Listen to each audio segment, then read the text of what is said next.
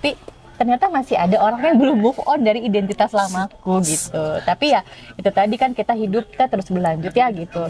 Ya nggak apa-apa yang lama, biarkan jadi pengalaman yang lama. Sekarang ya sudah, aku bertumbuh bersama Berita Baik. Hidup manusia itu dengan berbagai macam masalahnya, tapi selalu ada kebaikan yang bisa diceritakan oleh orang tersebut gitu. Itu ya, refleksi 6 tahun itu tuh bagi kami adalah selain bertumbuh menjadi pribadi lebih dewasa secara personal, juga secara organisasi, karena 5 tahun itu kan golden age gitu ya.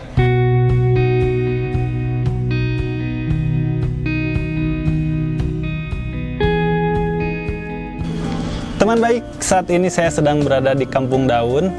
Jangan dulu tanya ada Teh Afi di sini.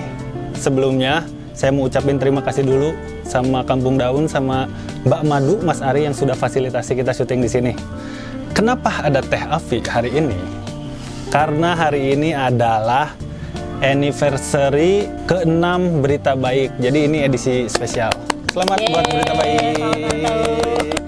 Tes dulu dong. Nah, jadi saya ingin mengorek-ngorek perjalanan Teh Afi selama membangun Berita Baik. Karena FYI dulu, teman baik, kita ini dulu sama-sama menjadi reporter ya. Jurnalis, sama-sama pernah di lapang bareng. Jadi kita udah temenan cukup lama ya, Teh. 10 tahun kayaknya. Mungkin ya, 10 tahun lah. Teh, tapi saya selama ini sampai saat ini belum tahu kapan tepatnya Teh Afi jadi jurnalis dan kenapa nyebur jadi wartawan. Oke, itu pertanyaan pertamanya? Iya dong. Oke. Itu dulu. Jadi sebenarnya tuh aku udah mulai ada di dunia jurnalistik itu tahun 2005 ya. 2005-2006 waktu itu aku sempet magang di LaTV. Saya masih SMA. Oke. Di LaTV, kalau sekarang mungkin TV One ya teman-teman. Di LaTV waktu itu aku jadi reporter selama 3 bulan aja sih, karena itu magang dari kampus. Itu jadi reporter TV gitu? Reporter nggak on cam, jadi hanya kelihatan tangannya doang waktu itu. Karena magang, jadi nggak boleh kelihatan. Oh, jadi kalau magang tangannya doang? Kalau udah organik baru kelihatan muka? Syutingnya tuh ya, atau enggak kita proses produksi berita, itu aku yang pagi banget. Berarti aku tuh ada di shift malam, berangkat jam 12 malam, pulang kantor tuh jam 2, jam 3. Itu buat tayang pagi-paginya jam 5 apa jam 6. Sebelum ke sana, kenapa memilih jurnalistik dari berbagai macam profesi di dunia ini? Kenapa memilih jurnalistik? Apakah gitu ya? Terjebak? Enggak sebenarnya. Jadi dulu tuh cita-citaku sebenarnya pengen jadi host. Oke. Host, masih pembawa nyambung berita, pembuat berita televisi ya. Jadi kayak selamat siang pemirsa, kayak gitu-gitu. Siapa dulu idolanya? Desi Anwar. Desi Anwar Mbak itu Desi ya. Jadi karena aku sering jadi host, maksudnya sering melihat host-host kayak Desi Anwar, gitu, jadi tertarik. Juga aku juga pengen banget jadi penyiar radio waktu itu. Cuman long story short, nggak kesampaian ke situ. Pada akhirnya ya masuk dunia jurnalistik. Menarik nggak sih dunia jurnalistik buat Teh Afi? Karena dulu saya jurusannya ilmu komunikasi, broadcasting waktu itu. Jadi otomatis udah belajar cari berita, terus kan produksi siaran televisi, produksi siaran radio. Basicnya udah ada. Tapi ya karena itu tadi saya membayangkannya bekerja di dunia televisi waktu itu. Kayaknya seneng ya produksi televisi, ada di layar kamera, banyak wawancara orang gitu ya. Itu tuh menarik buat saya gitu. Tapi karena nggak kesampaian, terus akhirnya saya terjun di dunia jurnalistik yang berita online gitu ya, media online. Buat saya sih sama-sama menantang ya, ternyata dua-duanya gitu. Nah, dari LaTV kemudian Teh Afi kan dikenal sebagai jurnalis detik.com ya. Betul. Cukup lama. Itu gimana sih proses awal masuknya? Prosesnya tuh sebenarnya, jadi ada adik kelasku duluan, namanya Tia. Dulu juga dia sempat di Berita Baik. Jadi dia ngasih tahu, waktu kita ketemu di lapangan. Tia di mana? Di Detik. Detik lagi buka lowongan loh waktu itu. Akhirnya aku masukin lah. Apply ke Detik. Nggak lama ya ternyata keberpihakan itu ada di saya, masuk ke Detik Biro Jawa Barat waktu itu. Dan sebenarnya aku tuh ternyata sudah memanifestasikan itu. Jadi setiap hari nih, dulu jadi aku bekerja di salah satu majalah kalau nggak salah ya, ada di Bandung, lupa namanya apa. Setiap hari tuh kantor lewat Jalan Aceh. Oh, waktu itu Detik masih Ya, Jalan Aceh Detik ya? itu masih di Jalan Aceh. Terus kayaknya enak ya ada kantor Detik di sini, kayaknya enak nih kerja di kantor Detik di Bandung. Nggak di Jakarta. Jadi kayaknya tuh aku sudah memanifestasikan itu. Terus kemudian kan kayak belum sempat jadi PR di salah satu namanya Green Generation Indonesia. Sekarang sih masih ada. Terus aku sempat kerja di sana dulu jadi PR, dan aku tuh suka baca berita Detik gitu loh. Oke. Ini gila ya, kok bisa tuh berita tuh secepat ini, kayak gimana. Ternyata ya mungkin Allah mendengar kayak enak ya kerja di sini, akhirnya aku kerja di situ juga. Berapa lama tuh? Mungkin 9 tahunan ada ya. Wow. 9 mau ke 10. Mau 1 dekade, guys. Menjadi, ingat nggak pengalaman dari ya panjang pengalaman Teh Afi di Detik, memori paling berkesan menjadi seorang jurnalis? Memorinya tentang diri sendiri secara personal atau tentang bukan menangani kasus ya, menghadapi kasus atau menghadapi apa? Tentang profesinya dulu lah. Sebenarnya Detik menjadikan aku orang yang kuat, pertama ya, kuat secara mental, karena kan bekerja di lapangan, bertemu banyak orang setiap hari dengan segala tantangannya, dengan segala medannya. Dari Afi yang penakut menjadi sedikit tidak penakut, atau bahkan nggak penakut lah boleh dibilang gitu ya. Terus dari Afi yang mungkin lama gitu, jadi serba sut-set. Dari Afi yang kurang disiplin menjadi disiplin, itu sih sebenarnya yang akhirnya membentuk aku seperti sekarang gitu. Karena kayak Detik itu kan menuntut kecepatan ya. Ya. Jadi setelah ngirim berita aja kan kenapa terlambat kayak gitu-gitu. Terus juga ketelitian dalam menulis. Ada salah satu senior saya namanya Kang Baban, dia yang sangat mengajarkan aku tuh betapa pentingnya menulis berita dengan cepat tapi tepat. Gak hanya tepat tapi tepat. Gak hanya cepat tapi tepat. Benar. Jadi secepat apapun diusahain, gak boleh ada typo. Diusahain pemilihan katanya benar. Diusahain logika berpikirnya tuh benar. Ya, dan saya rasa juga waktu di tahun itu kayaknya kita tuh lagi mengalami puncaknya transisi ke digital gitu. Betul. Ya. Dimana kita tuh ngetik kan BlackBerry banget ya, betul. sebelum ada Android teman-teman ya. Jadi saya tuh terbiasa mengetik narasumber ngomong, saya harus ngetik langsung cepat gitu. Ya, tikpad namanya ya. Ngetik cepat. Ngetik gitu cepet ya. gitu. Tapi saya sempat merasakan yang momen dimana saya nulis di blog note dulu. Ya. Itu tuh teka hati gitu ya, nggak kayak kebaca. tulisan dokter. Kayak tulisan dokter, tapi ya cukup lumayan lah transisi dari note ke BlackBerry, terus kemudian ya kecepatan itu tadi, sehingga saya sekarang mungkin segala satunya sat itu karena terlatih mental saya waktu di Detik. Nah kemudian peristiwa paling memorable? Peristiwa paling memorable itu Ya, selama menjadi wartawan. Sebenarnya kebanyakannya kasus kriminal sih ya.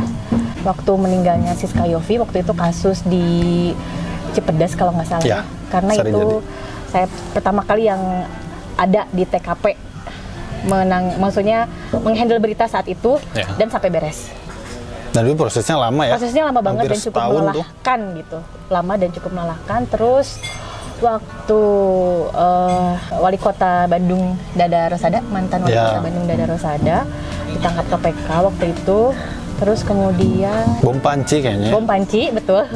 Di Bandung. Bom panci yang di Bandung Pajajaran. Apalagi ya? Sisanya sih ya itu sih sebenarnya yang karena paling menguras energi, kebawa mimpi, dan cukup overwhelm gitu. Saya juga ngerasain gini, jadi seorang jurnalis itu kalau nggak passion banget nggak akan kuat. Ya. Betul kan? Betul.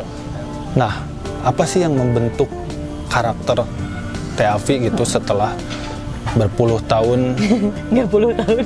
Iya dong. Iya, sampai sekarang iya. Di dunia jurnalistik gitu. Apa yang membentuk karakter Teh Afi? Karena mungkin saya tuh seneng nanya ya, curious anaknya. Ngobrol. Gitu. Seneng ngobrol, seneng cari tahu, selalu pengen tahu. Kalau mungkin anak zaman sekarang ngomongnya kepo kali ya. Jadi tuh saya tuh seneng aja kalau ketemu orang, ngobrol sama orang. Oh ternyata ini tuh kayak gini ya. Oh saya tuh ternyata harusnya tuh begini ya. Karena aku banyak sekali belajar dari narasumber aku ya. Okay. Gitu. Jadi Nah, kita sebagai jurnalis, kita narasumber kita tuh mulai dari presiden, Ya betul. misalnya gitu ya, sampai kaum yang termarginalkan gitu. Ya. Dari atas sampai bawah, aku sudah pernah mengalami obrolan yang dalam gitu. Jadi sehingga sudut pandang aku, terus cara aku memandang kehidupan, cara aku memandang dunia ini tuh sangat berbeda ketika aku sebelum jadi jurnalis ya, apalagi masa-masa SMA gitu. Banyak yang berubah lah dari pola pikir, dari bagaimana kita memahami orang, bagaimana menghargai perbedaan. Setuju sih. Dan yang paling kerasa tuh sisi empati kita Betul. ya, yang lebih terasa gitu. Sisi humanis kita jadi Betul. lebih banyak melihat hidup tidak hanya dari satu sisi. Nah, kemudian di tahun 2017 sebuah berita besar datang dari TAFI, dan saat itu cukup mengagetkan teman-teman ya, ketika TAFI akhirnya melepaskan merek besarnya gitu ya, dari AFI Detik menjadi AFI Berita Baik. Ya. Ini juga teman baik, ini jadi cerita kenapa Berita Baik itu lahir di tahun segitu. Mau cerita alasannya kenapa? Alasannya? Jadi sebenarnya karena kebetulan saya single mom ya, punya anak satu. Jadi saya waktu itu posisinya di Detik tuh udah di dalam, udah ngedit berita, nggak terlalu banyak di lapangan. Terus kemudian anak saya itu mau masuk SD. Saya pikir saat itu udah mulai resah nih ya, udah mulai resah. Pertama karena itu udah mulai resah karena nanti gimana ya anak saya sekolah SD, apakah saya bisa mengantar atau enggak, karena cukup waktu bekerja di Detik itu cukup padat ya, cukup padat, menyita waktu. Jadi aduh gimana ya gitu, takutnya saya tidak bisa perform dengan baik lah ya gitu. Terus kemudian ada beberapa kegelisahan itu tadi, karena apa ya, kok saya tuh mulai gelisah karena saya mulai nggak suka membaca berita-berita yang sifatnya kriminal kayak pembunuhan, pemerkosaan. Itu udah sangat cukup menguras emosi gitu. Apalagi kita di garda terdepan ya waktu itu ya. Betul, jadi mengabarkan gitu. Jadi tuh kayak padahal saya nggak ada di lapangan, tapi nggak tahu kenapa seketika mengedit berita aja tuh jadinya marah-marah. Jadi kayak misalnya nih ada kakek yang memperkosa anaknya misalnya gitu ya, atau apalah, banyak sekali kan berita seperti itu ya. Saya tuh kesel, jadi kebawa kesel gitu setiap kali baca itu. Terus saya udah mulai capek banget baca berita ya yang kayaknya tuh kenapa sih kok Indonesia tuh kayak gini ya. Tapi saat itu kegelisahan itu saya simpan. Kayaknya kabar-kabar buruk tuh datang tiap hari gitu. Iya, kayaknya kok ya nggak enak lah gitu. Sampai saya sempat ngobrol sama senior saya waktu itu, Kang, saya nggak mau ngedit-ngedit kayak gini lagi, sama Akang aja. Saya mah nggak apa-apa, lebih baik dikasih berita politik atau berita pemerintahan masih saya mau gitu. Tapi kalau urusan yang kriminal yang kayaknya kok tidak berperi kemanusiaan gitu, nggak mau gitu saat itu. Udah nggak mau, kayaknya capek gitu. Dari situ kemudian saya dari situ belajar. Di tahun 2016 saya mulai belajar sesuatu yang baru. Saya mulai belajar tentang media sosial, tentang public relation. Kebetulan saya meneruskan kuliah waktu itu, ngambil public relation. Jadi saya mulai bergeser. Yang tadinya jurnalis banget, saya mulai belajar lain untuk mengasah kemampuan saya. Karena saya siap-siap, kayaknya suatu saat nanti saya tidak akan berlama-lama di sini. Bukan berarti saya tidak menyukai instansinya atau perusahaannya, tapi saya merasa sudah cukup saat itu. Sudah cukup dikasih sangat banyak kesempatan, jalan-jalan ke luar kota di Jawa Barat, bahkan ke luar negeri pun gratis gitu ya. Karena kan kita kerja ke sana. Kantor saya memberikan banyak kesempatan sekali orang-orang di dalamnya untuk pergi ke luar negeri gitu ya, liputan ke luar negeri. Dan itu salah satu privilege yang mungkin tidak akan saya dapatkan kalau saya tidak bekerja di sebagai wartawan gitu ya, kalau tidak bekerja di Detik waktu itu. Nah, di situ sudah mulai karena bergeser ke yang lain gitu ya. Aku merasa bahwa bukannya aku tidak mencintai profesi ini lagi, tapi gimana aku harus tumbuh menjadi seorang pribadi AFI yang lebih baru gitu. Akhirnya aku belajar media sosial, public relation, desain dan lain-lain gitu ya. Event organizer waktu itu aku ikut kayak link event sama teman-temanku, berkomunitas dan lain-lain di luar pekerjaan sehari-hari ya gitu. Membentuk hubungan baru, kenalan baru. Terus akhirnya sewaktu-waktu aku diminta untuk membuat konsep, ada yang bertanya kepada aku gini, Afi kamu bosen nggak jadi wartawan? Bosen Pak. Kamu mau hidup kamu gitu-gitu aja atau kamu berubah? Pengen hidup saya berubah Pak. Akhirnya setelah itu, long story short, aku diminta untuk membuat konsep media gitu ya. Dan akhirnya lahirlah si Berita Baik ini. Berita Baik ini sebenarnya lahir dari sebuah kegelisahan yang ternyata itu kegelisahan aku bahwa kenapa sih bad news itu harus selalu good news? Bad news is a good news karena gitu ya. Padahal mah tidak selalu ya good news, bad news ya sudah itu bad news gitu. Ada pergeseran ada paham yang bergeser dalam diri aku sendiri bahwa oh ya bad news itu bukan good news. Bad news ya is a bad news, good news ya good news. Jadi aku mencoba untuk menggeser pemahaman aku yang selama ini ketika kita memberitakan sesuatu yang negatif itu tuh satu hal yang positif gitu. Tapi sadar nggak waktu memutuskan itu bahwa ya everything has a price ya lah ya. Ada harga yang harus dibayar terhadap suatu keputusan. Ada. Dengan TAP yang sudah sustain gitulah di media besar gitu, secara karir udah oke, tapi akhirnya pindah haluan, banting setir, mencari atau membuat bibit-bibit baru gitu ya.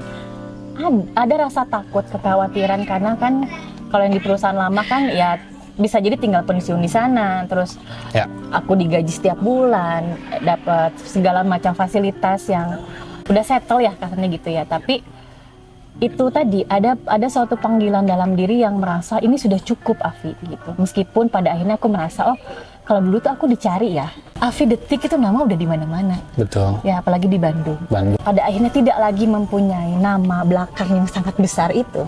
Sempat merasa oh berarti kemarin-kemarin tuh aku dikenal tuh dari nama besarnya doang gitu. Meskipun nggak banyak kayak gitu, meskipun ada narasumber dan partner-partner kerja yang masih sampai saat ini tuh masih jadi temenan. Yeah. Terus saat itu juga, tapi kamu nggak khawatir kan gitu, kamu harus membangun sesuatu yang baru, gambling kan ya.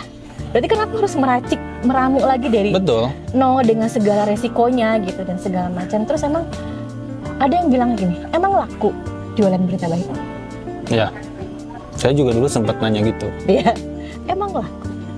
Ini menurutku bukan persoalan laku tidak laku, menurut aku ya.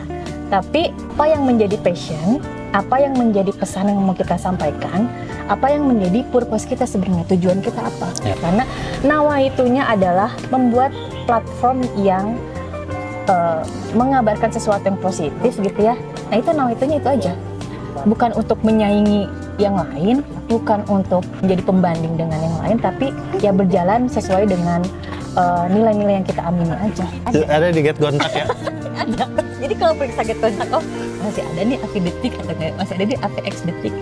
Afi Berita Baik mungkin ada juga ya, tapi ternyata masih ada orang yang belum move on dari identitas lamaku gitu. Tapi ya itu tadi kan kita hidup, kita terus berlanjut ya gitu. Ya nggak apa-apa yang lama, biarkan jadi pengalaman yang lama. Sekarang ya sudah aku bertumbuh bersama Berita Baik. Sesulit apa bikin media baru yang memang anti mainstream lah, jalannya tuh bertolak belakang gitu dengan apa prinsip kejurnalistikan, situasi kejurnalistikan tahun itu gitu. Apa ya? Sulitnya itu lebih di memperkenalkan dirinya sih, karena memulainya. Karena kalau misalnya kita terjun ke lapangan gitu ya, bertemu dengan orang-orang, justru mereka sebenarnya menyambut baik dengan kehadiran kami. Oke. Karena ada beberapa yang apa ya, beberapa mungkin hampir semua ya narasumber kami itu justru oh keren ya, akhirnya ada media yang mengangkat khusus berita-berita yang positif aja. Yeah. Gitu. Ternyata seperti itu ya, mungkin ya sebagian orang tadi bilangnya emang laku gitu, tapi kami tidak berbicara laku atau tidak laku gitu tadi.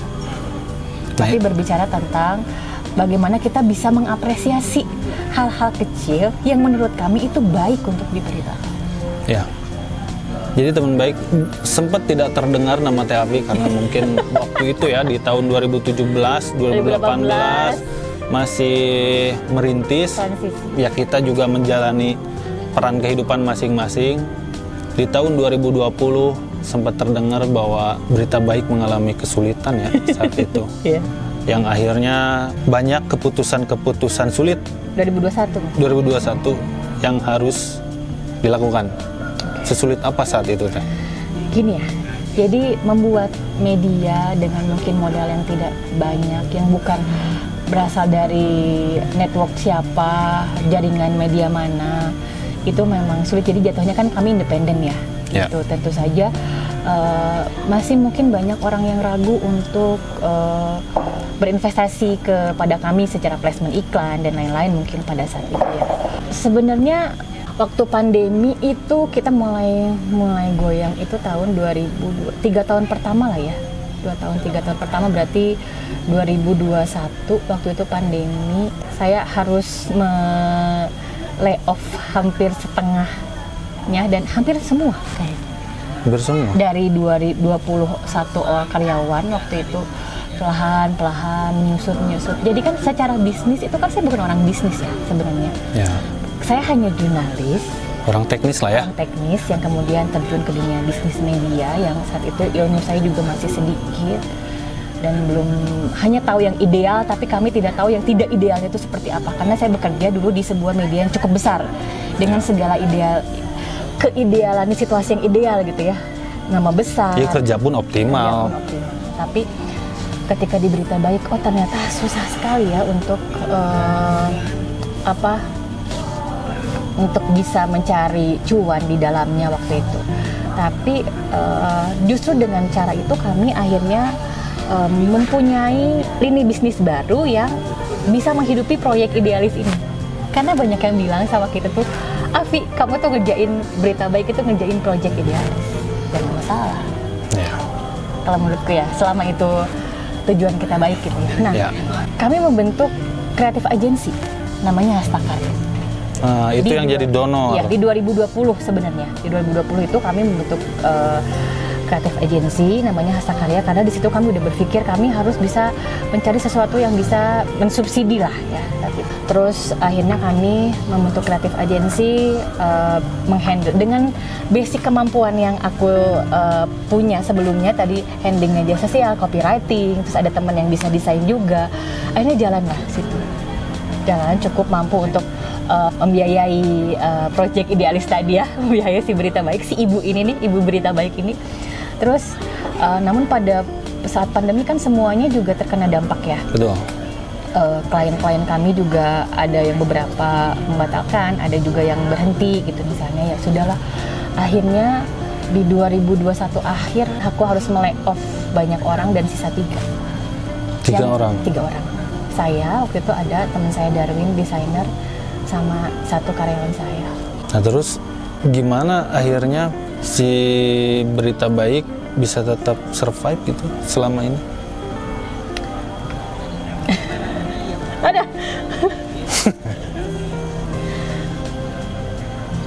Karena yang saya dengar ya waktu itu, jadi itu yang sebetulnya memang benar teman-teman, nggak hanya di Berita Baik, bahkan ya semua lini bisnis lah ya untuk COVID. Cuman untuk perusahaan-perusahaan media yang besar itu relatif masih bisa survive karena yaitu ketika datang pandemi juga itu menjadi sebuah produksian berita yang sangat besar dan harus tetap diupdate untuk masyarakat.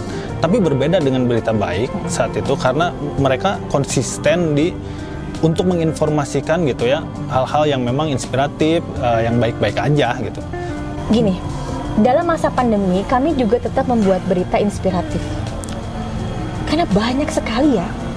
Justru ketika pandemi gila ya orang-orang teh, mereka tuh sudah susah, tapi mereka tuh dengan segala kebaikannya masih mau membantu orang lain. Benar. Itu yang kami beritakan dan kami sangat justru banyak sekali menemukan hal baik dengan mudah pada saat pandemi. Siapa jadi relawan apa, ada Gojek yang ngebantu orang padahal dia juga dengan susah payah.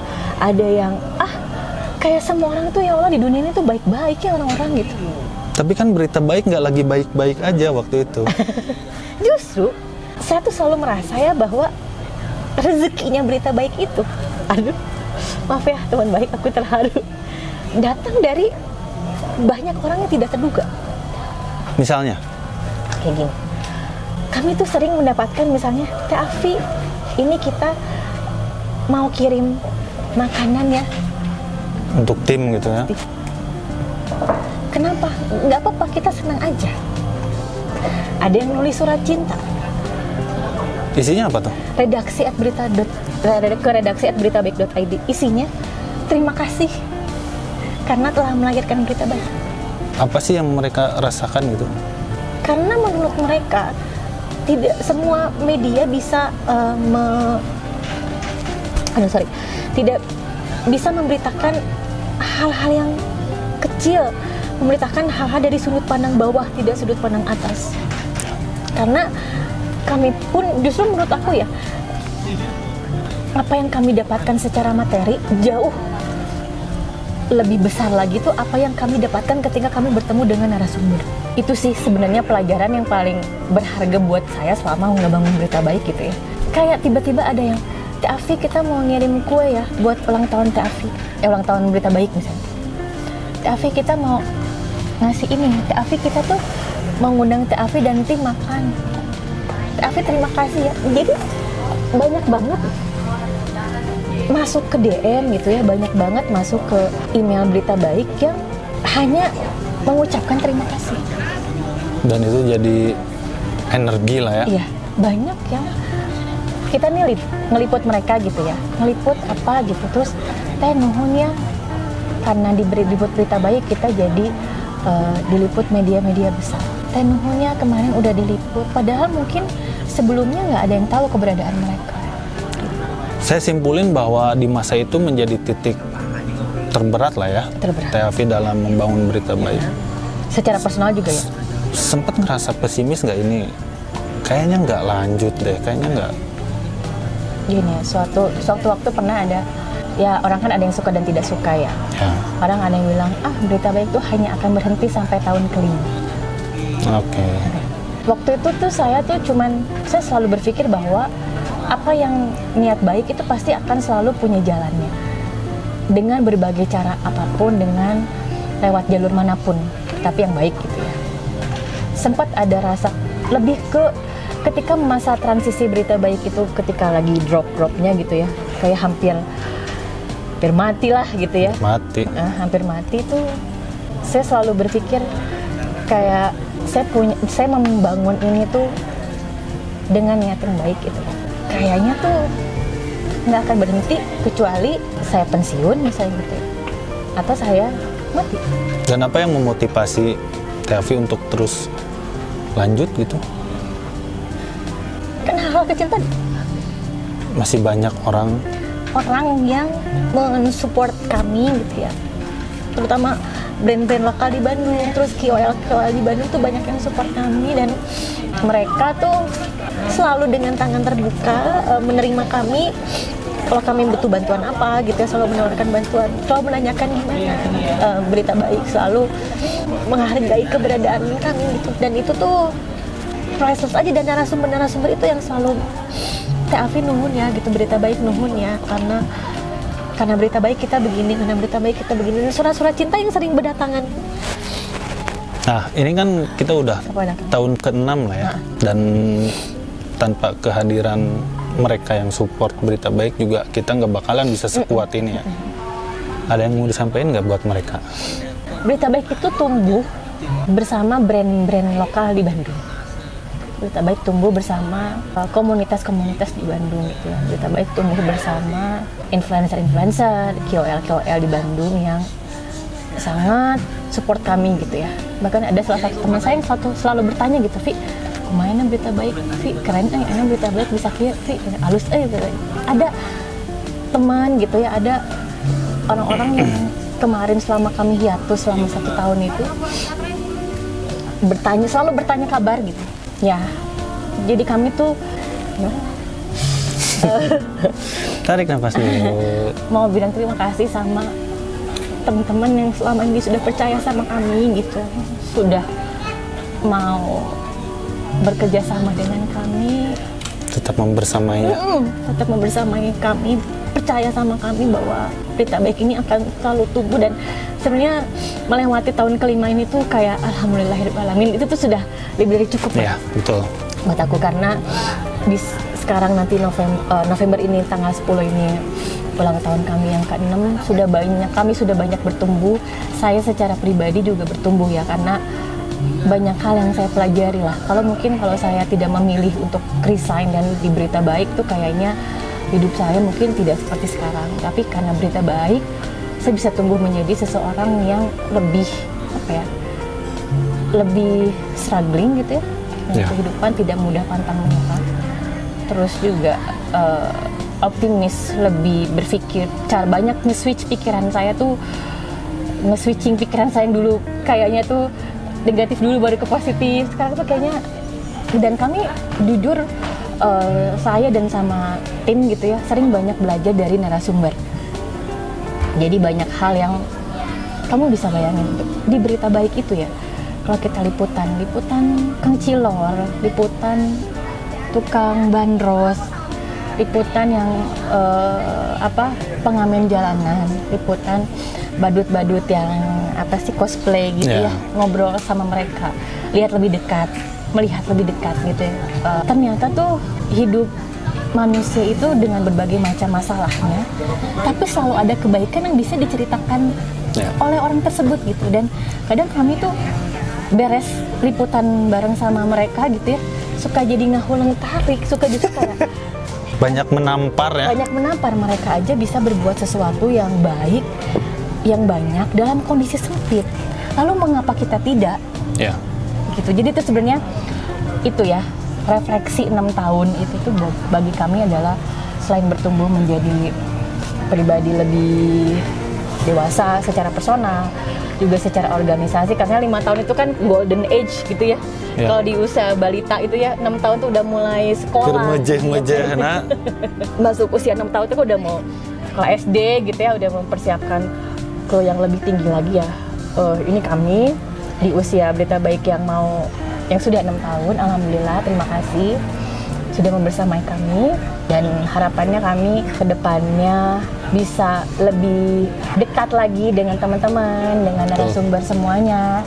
Terus kemudian kami juga bisa tumbuh menjadi jejaring yang lebih besar, karena mimpi-mimpi Berita Baik, tadi kan ada Berita Baik, terus ada Hasakarya sebagai kreatif agency, terus kemarin kami baru menelurkan Semai Rasa, platform event.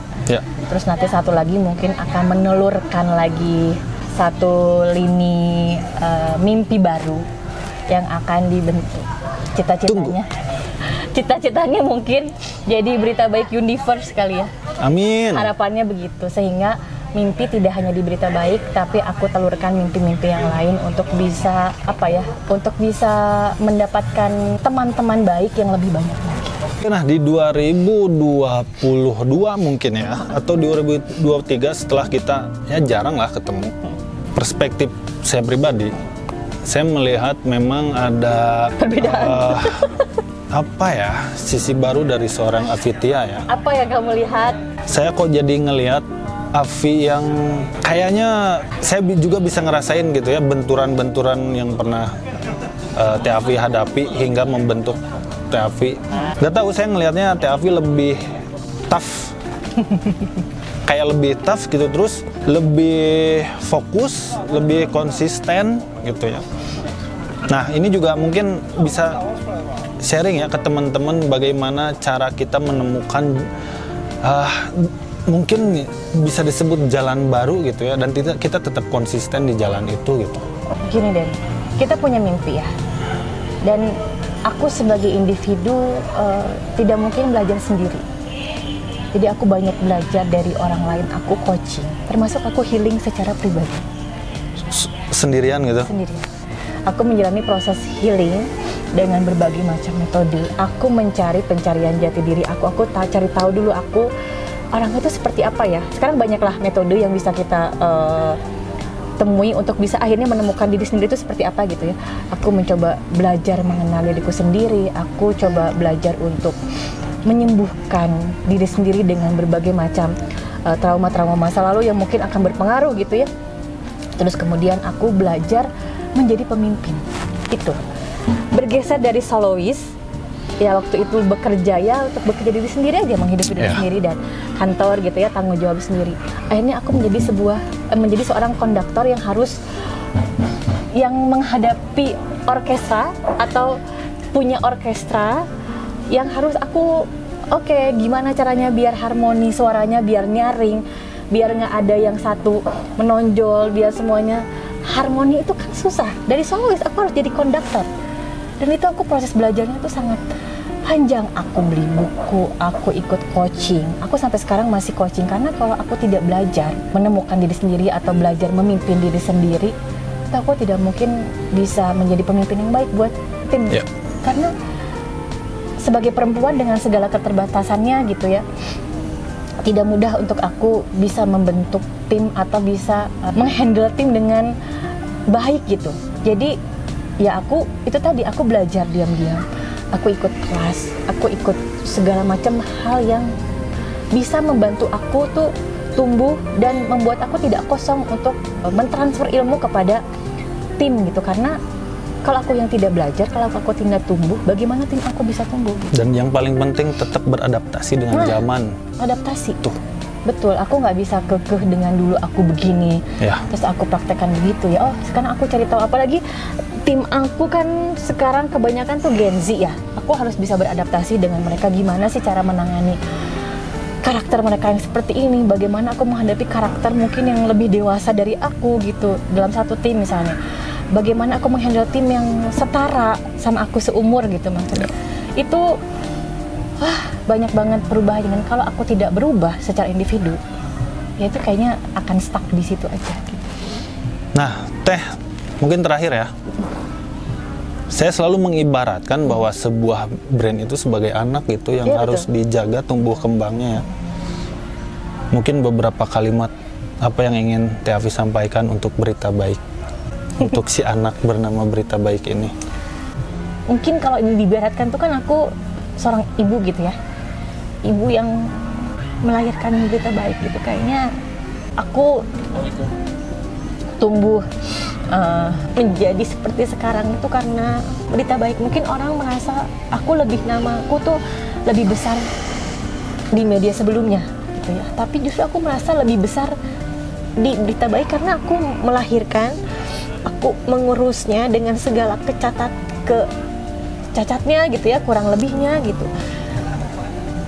Dan aku tidak menyerah dengan situasi kondisi itu tuh, aku kayak sedikit kagum pada diri sendiri gitu ya, karena oh ternyata aku bisa ya bertahan dalam situasi sulit gitu. Dan karena aku adalah seorang ibu, aku harus menerima si Berita Baik ini apa adanya, tapi bukan berarti aku juga membiarkan kami untuk membiarkan keburukannya tetap menjadi buruk, enggak gitu, atau kekurangan tetap menjadi kurang, enggak. Tapi bagaimana cara aku merawat si anak aku ini tuh dengan lebih wise, lebih lebih bijaksana lagi menghadapinya segala situasi kondisi.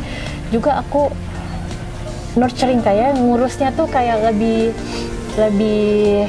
dengan penuh cinta kasih mungkin gitu ya, gitu, dengan penuh cinta kasih. Dan itu tuh sulit karena bagiku dengan segala kepusingannya gitu ya, sometimes sebagai manusia kan kadang ada di masa pusing banget gitu. Ya sama seperti ibu-ibu aja gitu. Ya, yang kadang ya cerewetnya ada gitu ya, ngomel-ngomelnya ada, tapi ya itu semata karena memang ingin anaknya tumbuh dengan baik. Jadi terima kasih. Saya yang sekarang ingin berterima kasih ya. Terima kasih Teh Afi yang sudah melahirkan Berita Baik. Di luar kebaikan-kebaikan yang orang terima, mungkin yang paling terasa adalah kebaikan yang kita terima sebagai tim gitu ya. Karena selain secara finansial gitu ya, dapat menghidupi gitu, kita juga diberi kesempatan untuk terus belajar, untuk terus berkembang secara personal maupun tim. Jadi bagi saya pribadi juga banyak hal-hal baru yang didapat, termasuk syuting-syuting seperti ini gitu ya, yang dulu tidak pernah berpikir saya akan lakukan gitu. Terima kasih Teh Afi, dan terima kasih kepada teman-teman yang sudah support kita sampai sejauh ini, yang tetap dekat sama kita dalam kondisi apapun. Gak ada kata lain ya Teh. Selain Terima kasih. terima kasih. Atau nuhun, terima kasih untuk tim, untuk sahabat-sahabat aku yang selalu percaya bahwa mimpi ini akan terus berlanjut dan mimpi ini akan lebih besar di kemudian hari, entah dalam bentuk bagaimana gitu ya, tapi semoga banyak kebaikan-kebaikan yang terus diceritakan, berita baik, banyak kebaikan-kebaikan juga yang bisa kami berikan kepada teman baik Betul. semuanya, sehingga kami bisa memperluas kebaikan lagi dan memperbanyak kebaikan lagi, memperpanjang kebaikan lagi. Harapannya sih itu tadi, mohon doanya supaya bisnis ini terus berjalan baik gitu ya. Terus juga kami juga diberi kemampuan berpikir kreatif untuk terus melahirkan Karya-karya ya. karya-karya yang baik, yang penting bagi kami untuk menaruh hati pada setiap pekerjaan kami gitu, karena kami percaya apa yang dikerjakan pakai hati dengan sungguh-sungguh itu tuh akan sampai ke hati banyak orang. Dan sebelum tiba di hari ini gitu ya, tanggal 10 November itu kami udah banyak sekali dapat kebaikan dari teman-teman, kayak kami tiba-tiba dapat kantor baru gitu ya. Kami tiba-tiba diberi apa yang dalam bentuk support, dalam bentuk dukungan apapun itu. Kadang suka bingung kenapa ya orang-orang tuh baik banget sama kita gitu, suka nggak ngerti. Mungkin itu datang dari kebaikan-kebaikan orang lain yang pernah kami perpanjang kebaikannya gitu, yang pernah kami beritakan kebaikannya. Ya itu tadi. Ya inilah siklus semesta ya. Segala kebaikan nanti pasti akan balik lagi ke kita, teman-teman. Saya yakin soal itu. Teh, thank you ya. Sama-sama. Udah berbagi, sudah bercerita. Buat teman-teman yang mungkin sejauh selama ini penasaran siapa aktor dalang otak di balik munculnya berita baik, sudah saya sajikan di sini. Thank you teman-teman Terima kasih atas waktu. teman baik. Jangan lupa like and subscribe. Dadah. Dadah.